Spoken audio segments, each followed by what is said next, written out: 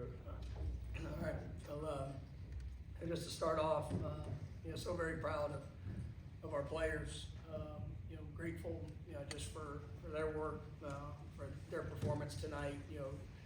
Grateful for our fans. A wonderful homecoming crowd. Felt a lot of energy tonight. Similar heritage, celebration. Just with a wonderful partnership we have with the Seminole Tribe of Florida. You just look it up in the stands and just seeing just an excited, fun, celebratory Florida State crowd.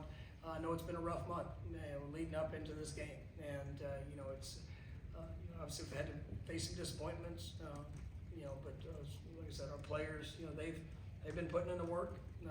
They've really poured into each other, poured into the staff. Our staff is continuing to pour into them, and just to see that show up tonight and to have a dominant performance. One that all three phases had an opportunity to make a great impact, and I just love the joy that they had. And I know we've talked throughout this year and used the term complementary football. That's what it looks like. It's when you have each other's backs, regardless of what happened on the previous play. Seeing guys that just continue to focus on doing their job in the moment, the one play, and then they answer the call. And so all in all, it's a great night. Like I said, proud of the guys and what they were able to do, and hopefully we'll just continue to push that this next week we can go take another step, and continue to elevate the way our game and the way that we play. All right, first question will be Liam over here. You're live. You talked about players pouring into coaches, coaches pouring into players. We just talked to Tommy, Earl, Jabril, Deuce, and they all talked about how much you did for them, not just this month, but throughout this season. When you have that team and that relationship with those guys, and you're able to do what you did today after the last month, what does it mean for you personally? Well, it's pouring into people is because you love them, you believe in them, and that doesn't, just because you love somebody and you work for them and you just try to make all the investment, it doesn't mean you're always going to get exactly what you want, right? And but are you willing to be consistent with it, or is it just whenever you have the positive results you're going to be positive, or negative results you're going to be negative? I am grateful for the opportunity to be able to coach these players, and I know what we ask them to do. I know what we ask them to do on the field. I know what we ask them to do off the field, in the classroom. The challenge that they must embrace being a part of this program. And when you come up short in games, when your record's not what you want it to be, the identity's gonna be put on display. And I don't just say it because it sounds good. It's they're my heart. It's they're family to me, and they said yes to be a part of this program, and and we said yes to them. And I think it's a team that is very capable, and just to see them continue to try to grow and to be better and to go and showcase what they're able to do, even with a lot of I know there are a lot of challenges and probably a lot of things on the outside that make it difficult in today's age of college athletics. And I think you see that across all of college football. But it doesn't change how I feel about them, and it definitely is never going to change what I'm going to pour into them to help them go and allow their identity to be put on display like it was tonight. All right, we'll go over to Ira on your right. You touched on it, and Tommy said that they hear things that are out there and they see things. It's probably never been tougher in college football than it is right now. How do you think they've been able to kind of block some of that out? And did you see signs of that over these last couple of weeks that they're still right there? Yeah, I know I say it, but like you see it in the work, you see it in the meeting rooms, you see it. When you come up short, it's going to be sad, it's going to hurt, and you're going to have those emotions. But it's still about guiding individuals, yourself, through those emotions to be able to make it a positive, to make it something that you can respond to and show that that's not going to derail you from ultimately where you want to go. And for this team, I saw it in the work, I saw it in how they competed with each other, I saw it on I know I mentioned that we did a lot of good on good work, just the competitive spirit, the drive, guys that were pushing, to try to take their game even to another level. And, even in the swings of practice where it was maybe good for the offense or good for the defense, I mean, the energy, the investment into that next play was what gave me a lot of confidence of what would show up here, this week. But you still got to go do it. And there are, there's plenty of detractors that can keep you from it, and there's all the distractions in the world if you're willing to listen to them. But obviously, you as a player, coach, anybody in today's age, I mean, you're not. You can't bury your head in the sand. I mean, it's going to be, it's going to be brought to you, or you're going to have people that are going to all have an opinion of things. But what you do with it, and what you do with your, with your moment, and how much you're willing to pour into those that you get to do it with. That's what makes it special. So like I said, I saw it in the work, and I saw it in how they approached the meeting room. I saw it in the gratitude they had when we moved into that facility. We got a great team, and like I said, even after a disappointing outcome, I love coaching this team, and they put on display what I expected them to do. Come back over here for Chris. You mentioned during the bye week that you guys did some self-scouting. What did you learn about the group in that? What did you apply, and what did it produce tonight for you? Yeah, I mean, there's when you go back and you look at the course of a season where you're, essentially you're 7 games into it, as you're going through, and you see how there was not just one area or one focus or one thing that that was keeping us. There were different things that showed up at inopportune times. Some of these we controlled, them so we couldn't control. You try to get a sense of guys that you're seeing that progression throughout the season. Sam Singleton's one that comes to mind. He is, even the way that he's gone through practice, just the confidence that that's growing in him for what he's being asked to do, how he's been asked to do it. He got the start tonight, and he made the most of it. And we got a very talented group of backs. And I think you saw guys that all made plays at different times, and they're going to continue to make plays. But it's still about trying to put guys in the best position. And there's always plays that you like to have back. There's things that you make adjustments to. Throughout the course of the seasons, when you get to do those self-scout opportunities. And we try to do that week to week, but really just taking a deep breath during the bye, and you're seeing that, man, we are close. And even though the results did not play out the way that we wanted them to, there was a lot of belief that, man, if we would just if we would kind of take a deep breath and go control what we can control. I thought that we would have a great outcome in the game, and as they did that. Go over to Corey on your right.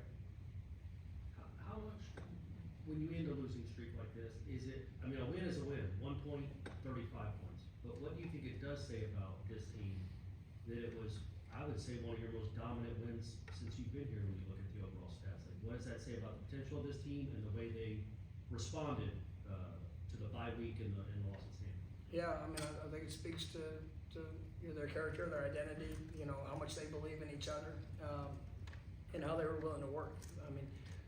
That's a Wake Forest team that, and I know I mentioned it, Monday's press conference. That's a team that has played really well, and they really played to win against Georgia Tech. Obviously they beat SMU, which I think SMU had a good win today too. And so that was a team that was very capable.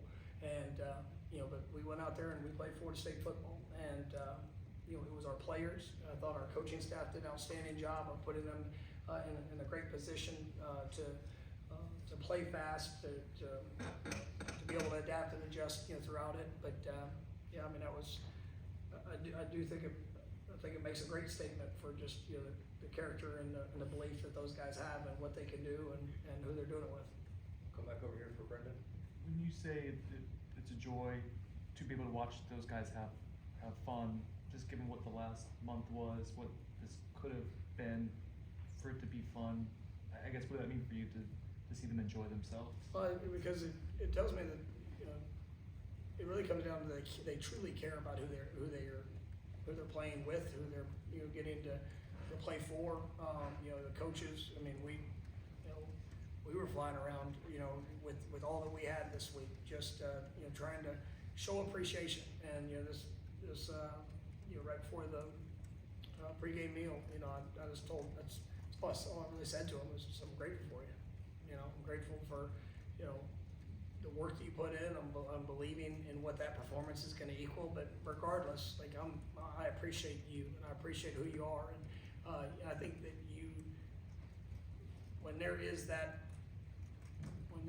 relationship between player and player, between, you know, offense and defense, you know, coach to player, coach to coach. I mean, that's what makes this game and this journey so worth it. You know, and you know, it was fun watching them compete, and then, you know, obviously, you know, just seeing them, you know, go out there and play the way they did. You know, it's proud of them. Let's stay over here for Peter. Coach, you spoke briefly about with Samuel Singleton, but just following up on that with how he has not only just performed, but having just to wait his turn and having to be in that mixture of his running backs, and just what does it really tell you about him just waiting his turn to get a chance to Yeah, well, you know, I mean, obviously, every player, you know, wants it all yesterday. You know, everybody wants the immediate, the fast to feel good, you know, all those things. But, you know, Sam, what I've really appreciated about his journey is, like, man, he understands exactly where he is. He understands the things that he needed to continue to grow and be better at. And every single day, I mean, he's been here for a few years, and I cannot think of a day where, you know, he hasn't showed up and just, you know, poured it in. Like, I mean, and these last few weeks, and you can go back and you look at spring, there's a flash, you know, he would have his moments, fall camp, it'd be a flash. But, you know, now it's really starting to take hold, and there was no hesitation tonight. And I mean, he was confident. He was, you know, he trusted his eyes, he trusted his feet. You know, I thought Coach Malzahn and, you know, obviously the offensive staff put together a great plan of being able to create some space and, you know, against a good Wake Forest defense, and the players, you know, took over from there. And Sam was a guy that definitely took advantage of it. And you know, he knows there's still a lot of areas that he's got to grow and get better. But it's also it's a lesson to a lot of guys that are on our football team. You know, it's just you stay the course and continue to, you know, control you and you know, those areas where you can get better. Then, you know, great things can happen. And it was a great game for him. But I think it's just the beginning for what's ahead. Go back over to Ira. Deuce had 5 catches, but I think 3 of them set up touchdowns, and then he had 1 touchdown himself. You had some great receivers, but that performance and just what he's meant to this team, can you measure it? Well, no, I mean, just another guy that's, you know, really coming into all that he can be. And you know, he's a dominant player. You know, Gus and I were talking before the game. It's like, you know, we got to give him opportunities. And you know, Wake Forest, they've got a couple really good DBs, and you know, number 3 is a guy that you know, he'll play at the next level, and he's a real one. But you know, it's still give our playmakers opportunities to go do that. And Deuce is, you know, he answered the call, and you know, another guy that shows up. You know, good day, bad day, whatever it is, you're going to get all of him. And you know, he pours into this team, and you know, you can.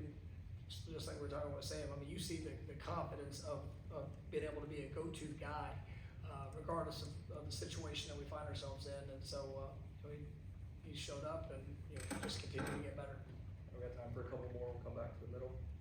Hey Coach, you talked about the 3 phases of the game and the intensity that they played with, but then you have what many consider the 4th phase of the game, which is the sideline, which in spite of everything that's happened over this last month or so, there was an incredible energy just radiating from that sideline that went to that you know, manifested itself on the field and in the stands.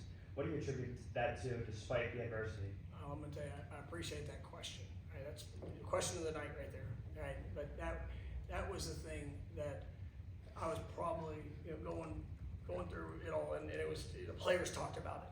You know, even when we were breaking the rock, we had a couple players that, you know, Edwin Joseph gave a shout out to the sideline because they felt that.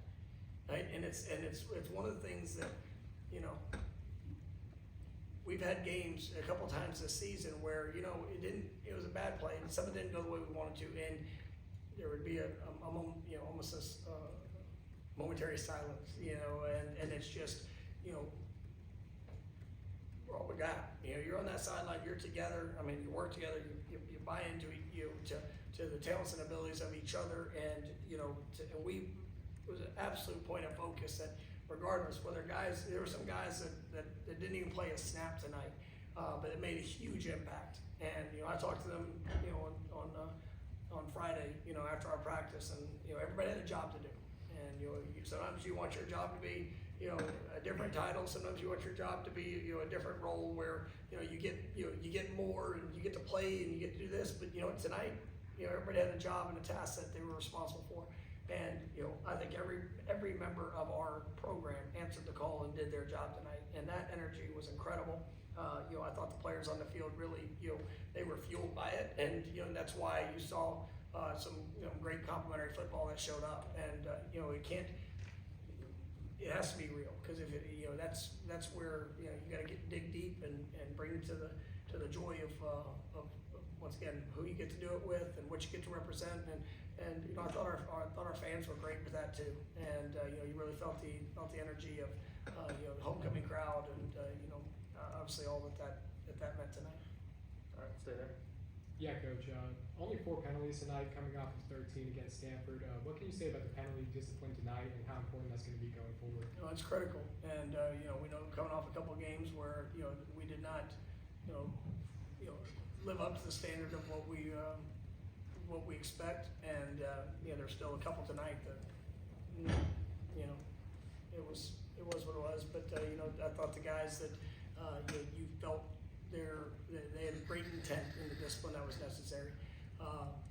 You know, and you know, at the end of the day, I thought it played a huge part of tonight's game, and it's absolutely going to be a top, you know, priority for us to make sure that we're owning the football, which, you know, we came out, you know, I think we were +1 in the turnover margin.